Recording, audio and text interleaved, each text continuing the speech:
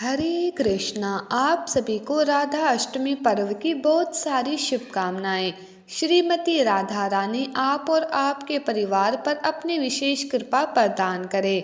उनकी कृपा और करुणा दृष्टि सदैव आप पर बनी रहे और आपको भगवान श्री कृष्ण की विशेष भक्तिमय सेवा प्राप्त हो। यही प्रार्थना हम आज के राधा अष्टमी पर्व की प्रातः काल में करते हैं। आज है भाद्रपद मास के शुक्ल पक्ष की अष्टमी तिथि। अत्यंत पुण्यमय और पावन ऐसा दिवस जो बड़े दुर्लभ संयोग से आता है और उससे भी अधिक सौभाग्य से हम उस दिन व्रत का पालन कर पाते हैं और श्रीमती राधा रानी की कथा का श्रवण कर पाते हैं। तो ऐसा अत्यंत दुर्लभ और सुवर्ण योग आज बन रहा है जब हम राधा अष्टमी के पवित्र अवसर पर श्रीमती राधा रानी की सुंदर पौराणिक कथा का श्रवण करने वाले हैं। तो चलिए आज राधा अष्टमी के इस मंगलमय दिवस पर हम श्रीमती राधा रानी से जुड़ी हुई और राधा अष्टमी की व्रत कथा का श्रवण करते हैं। आइए आज की कथा आरंभ करते हैं। आज हम राधा अष्टमी के उपलक्ष्य में श्रीमती राधा रानी के जन्म की कथा सुनते हैं। आदि पुराण के 12वें अध्याय के 9वें श्लोक में सूत गोस्वामी अन्य ऋषियों से कहते हैं, भाद्रपद मास में रविवार के दिन शुक्ल अष्टमी पर आधी रात के पीछे ज्येष्ठा नक्षत्र के चौथे चरण में श्री राधिका का जन्म हुआ। वह अत्यंत मंगलमय घड़ी थी और वह दिन था भाद्रपद मास के शुक्ल पक्ष की अष्टमी अर्थात जन्माष्टमी के ठीक 15 दिन बाद का समय। प्रातः काल का समय था। वृषभानु महाराज दैनिक स्नान क्रिया हेतु यमुना नदी के तट पर खड़े थे। चारों ओर वातावरण प्रफुल्लित और शांत था। अनेक सुंदर पक्षी अपने मधुर आवाज में प्रातः काल का स्वागत कर रहे थे। वृषभानु महाराज ने भी स्नान संपन्न किया और सूर्य देव को अर्घ्य देने लगे। उस दिन यमुना नदी भी शांत थी और उतने में उन्होंने देखा कि नदी की सतह पर एक अत्यंत मनोहारी सुवर्ण कमल तैर रहा था। कौतूहलतावश वह उस कमल के पास गए और जब उन्होंने उसमें देखा तो वे आश्चर्यचकित रह गए। उस कमल के पंखुड़ियों के बीच एक अत्यंत सुकोमल नवजात बालिका सोई हुई थी। उसके मुख पर एक दिव्य कांति और आभा थी। उसका सौंदर्य साक्षात लक्ष्मी देवी के समान लग रहा था। उसके नेत्र कमल की सुंदर पंखुड़ियों जैसे थे।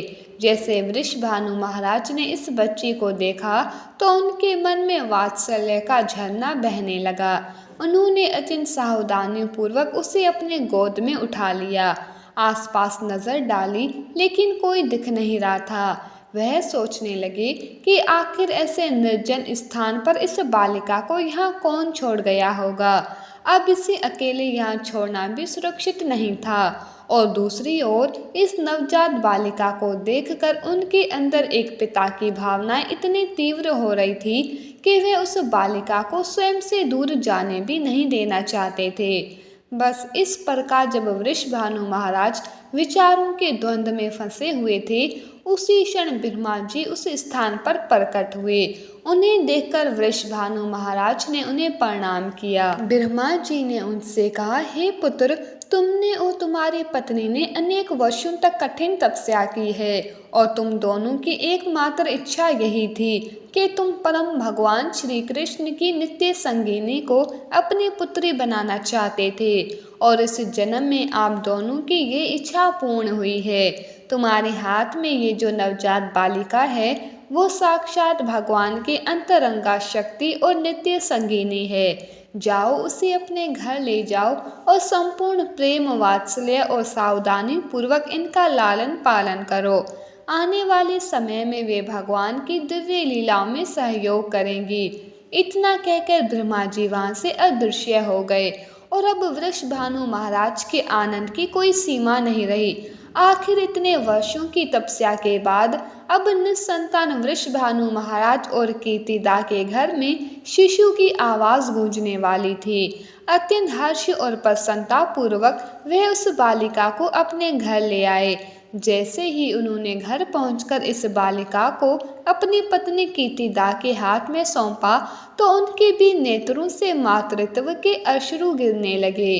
देव कृपा से कीर्तिदा अब माता बन चुकी थी। उन्होंने अपने बच्ची को गले से लगा लिया और उसे प्रेम करने लगी। कुछ समय बाद इस बालिका का नामकरण किया गया और उनका नाम पड़ा राधा। जी हाँ, ये बालिका यानी परम भगवान श्री कृष्ण की नित्य संगिनी स्वयं श्रीमती राधा रानी।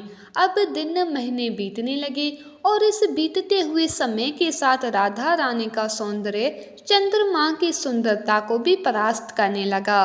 पूरे गांव और आसपास में उनकी सुंदरता और दिव्यता की चर्चा होने लगी। लेकिन वृषभानु महाराज और माता कीर्तिदा के आनंद का स्थान अब चिंता लेने लगी थी और उसका कारण एक ही था और वह ये कि अभी तक इस बच्चे ने आंखें नहीं खोली थी। उन्हें भय लग रहा था कि कहीं उनकी पुत्री राधा चक्षुहीन तो नहीं है। इस भय से ही वह दोनों कांपने लगे। इतना ही नहीं, ना तो वह कभी रोती थी और ना ही किसी बात पर प्रतिभाव देती। इसीलिए उन्हें ये भी भय था कि कहीं उसकी श्रवण इंद्रिय भी क्षति युक्त ना हो। उन्हें समझ नहीं आ रहा था कि अब क्या किया जाए। हम सब जानते हैं कि भगवान अपने भक्तों को अधिक समय तक पीड़ा में नहीं रख सकते। तो बस वृषभानु महाराज और माता कीर्तिदा की समस्या का समाधान देने के लिए भी भगवान ने नारद मुनि को भेजा। अब नारद मुनि तो स्वयं भगवान के शुद्ध भक्त हैं, इसीलिए उन्हें भगवान की दिव्य लीलाओं के विषय में ज्ञान रहता है। उन्हें ये भी ज्ञान था कि आखिर श्री राधिका अपनी आंखें क्यों नहीं खोल रही है। तो उन्होंने वृषभानु महाराज से कहा, हे वृषभानु महाराज, चिंता ना करें, शीघ्र ही आप अपने पुत्री के जन्म उत्सव को मनाने हेतु एक भव्य कार्यक्रम का आयोजन करिए और उसमें आपके परम मित्र नंद महाराज को अपने परिवार के साथ अवश्य आमंत्रित करिएगा। उनके यहाँ आते ही आपकी सारी चिंताएं दूर हो जाएंगी, ये मेरा विश्वास है। नारद मुनि की बात सुनकर वृषभानु महाराज ने तुरंत ही तैयारियां प्रारंभ कर दी। उन्होंने गोकुल में नंद महाराज को भी विशेष निमंत्रण भेजा। इसका स्वीकार करते हुए जन्म उत्सव के दिन नंद महाराज, यशोदा मैया और नन्हे से श्री कृष्ण आ पहुँचे बरसाना श्रीमती राधा रानी के घर पर। इतने समय बाद मिलने के कारण नंद महाराज, वृषभानु महाराज, यशोदा मैया और कीर्तिदा माता एक दूसरे को बधाई देने लगे। घर के अन्य सेवक गण भी भिन्न भिन्न उत्सव की तैयारियों में व्यस्त थे। लेकिन हमारे नन्हे से नंद गोपाल जानते थे कि उन्हें इस समय क्या करना है।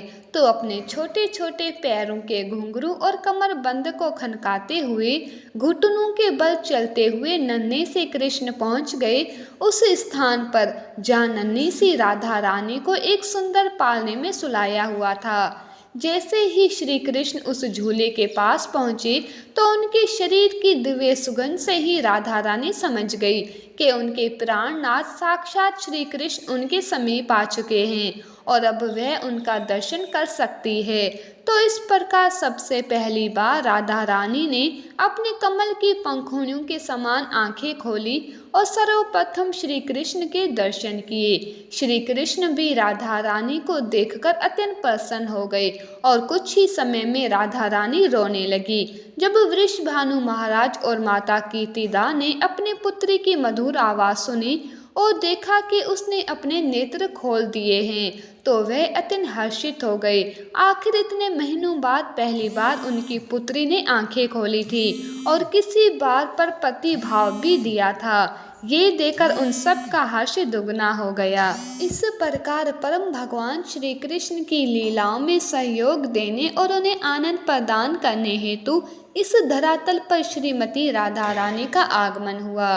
वास्तव में राधा रानी और श्री कृष्ण में कोई भेद नहीं है। श्री कृष्ण रसराज हैं और श्रीमती राधा रानी भाव स्वरूप है, यानी महाभावमयी। भाव का अर्थ है भक्ति और इस संपूर्ण प्राकृतिक जगत में सर्वश्रेष्ठ और सर्वोपरि शुद्ध भक्त कोई है तो वे है श्रीमती राधा रानी। तो ये थी श्री राधा रानी की जन्म कथा। उम्मीद करती हूँ आपको ये वीडियो पसंद आई होगी। अगर पसंद आई है तो प्लीज़ वीडियो को लाइक करना, शेयर करना और हमारे चैनल को सब्सक्राइब करना ना भूलें।